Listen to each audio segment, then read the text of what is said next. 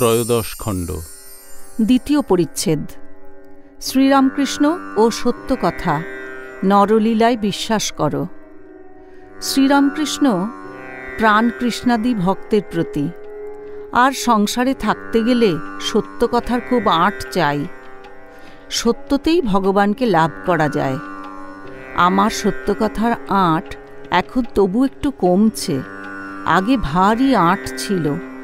যদি বলতুম নাইব, গঙ্গায় নামা হলো, মন্ত্রোচ্চারণ হলো, মাথায় একটু জলও দিলুম, তবু সন্দেহ হলো বুঝি পুরো নাওয়া হলো না। অমুক জায়গায় হাঁকতে যাব, তা সেইখানেই যেতে হবে।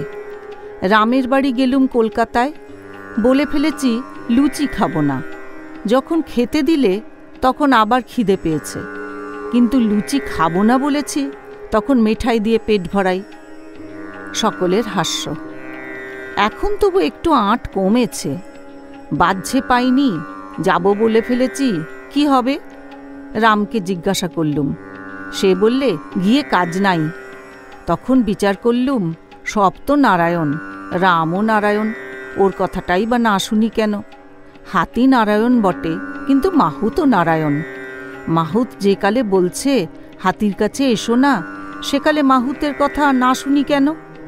এই রকম বিচার করে আগেকার চেয়ে একটু আঁট কমেছে। এখন দেখছি এখন আবার একটা অবস্থা বদলাচ্ছে। অনেক দিন হলো বৈষ্ণবচরণ বলেছিল, মানুষের ভিতর যখন ঈশ্বর দর্শন হবে তখন পূর্ণ জ্ঞান হবে। এখন দেখছি তিনি এক এক রূপে বেড়াচ্ছেন, কখনো সাধু রূপে, কখনো ছল রূপে, কোথাও বা খল রূপে। তাই বলি, সাধুরূপ নারায়ণ, ছলরূপ নারায়ণ, খলরূপ নারায়ণ, লুচ্চরূপ নারায়ণ। এখন ভাবনা হয় সব্বাইকে খাওয়ানো কেমন করে হয়। সব্বাইকে খাওয়াতে ইচ্ছা করে, তাই একজনকে এখানে রেখে খাওয়াই। প্রাণকৃষ্ণ মাস্টার দৃষ্টে সহাস্যে, আচ্ছা লোক। শ্রীরামকৃষ্ণের প্রতি, মহাশয় নৌকো থেকে নেমে তবে ছাড়লেন। শ্রীরামকৃষ্ণ হাসিতে হাসিতে, কি হয়েছিল?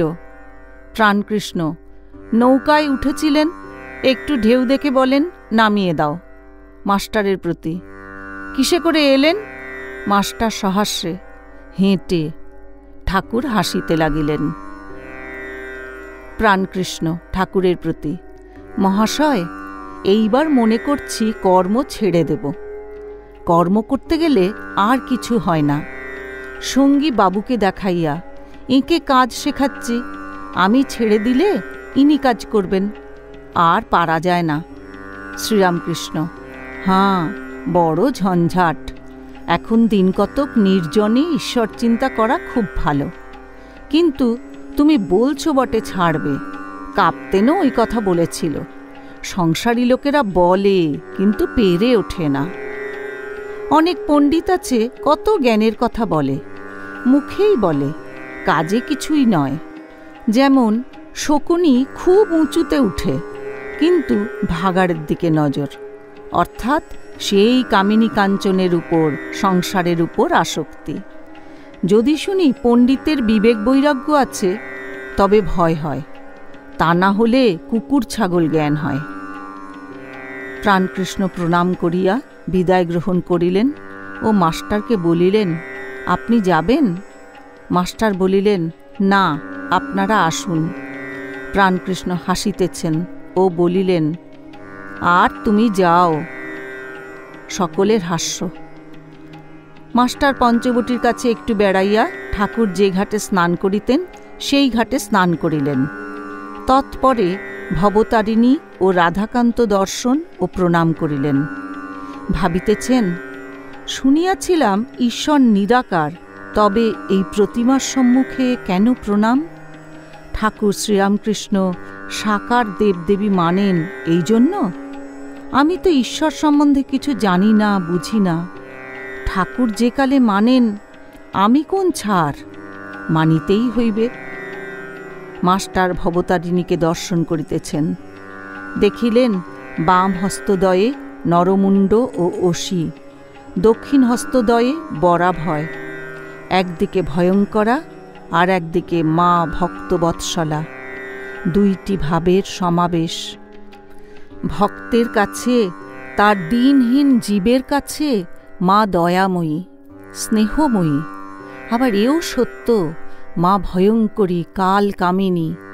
একাধারে কেন দুই ভাব, মাই জানেন।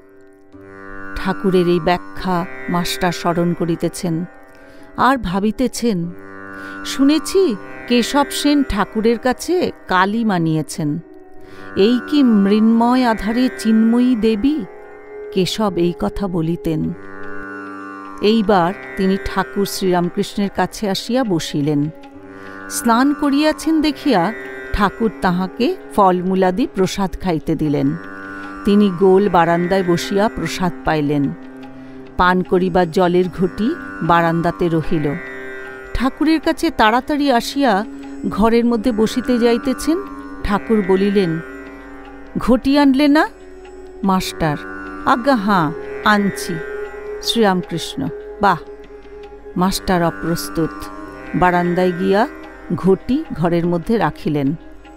মাস্টারের বাড়ি কলিকাতায়।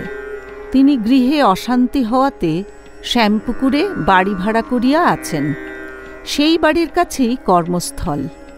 তাহার ভদ্রাসন বাটিতে তাহার পিতা ও ভাইয়েরা থাকিতেন। ঠাকুরের ইচ্ছা যে তিনি নিজ বাটিতে গিয়া থাকেন, কেননা একান্নভুক্ত পরিবার মধ্যে ঈশ্বর চিন্তা করিবার অনেক সুবিধা। কিন্তু ঠাকুর মাঝে মাঝে যদিও ঐরূপ বলিতেন, তাহার দুর্দৈবক্রমে তিনি বাটিতে ফিরিয়া যান নাই। আজ ঠাকুর সেই বাড়ির কথা আবার তুলিলেন। শ্রীরামকৃষ্ণ, কেমন, এইবার তুমি বাড়ি যাবে? মাস্টার, আমার সেখানে ঢুকতে কোনো মতে মন ওঠে না। শ্রীরামকৃষ্ণ, কেন? তোমার বাপ বাড়ি ভেঙে চুরে নূতন করছে। মাস্টার, বাড়িতে আমি অনেক কষ্ট পেয়েছি, আমার যেতে কোনো মতে মন হয় না। শ্রীরামকৃষ্ণ, কাকে তোমার ভয়? মাস্টার, সব্বাইকে। শ্রীরামকৃষ্ণ গম্ভীর স্বরে, সে তোমার যেমন নৌকোতে উঠতে ভয়। ঠাকুরদের ভোগ হইয়া গেল। আরতি হইতেছে ও কাসর ঘণ্টা বাজিতেছে। কালীবাড়ি আনন্দে পরিপূর্ণ। আরতির শব্দ শুনিয়া কাঙাল, সাধু, ফকির সকলে অতিথিশালায় ছুটিয়া আসিতেছেন। কারু হাতে শালপাতা, কারু হাতে বা তৈজসপত্র, থালা, ঘটি। সকলে প্রসাদ পাইলেন। আজ মাস্টারও ভবতারিণীর প্রসাদ পাইলেন।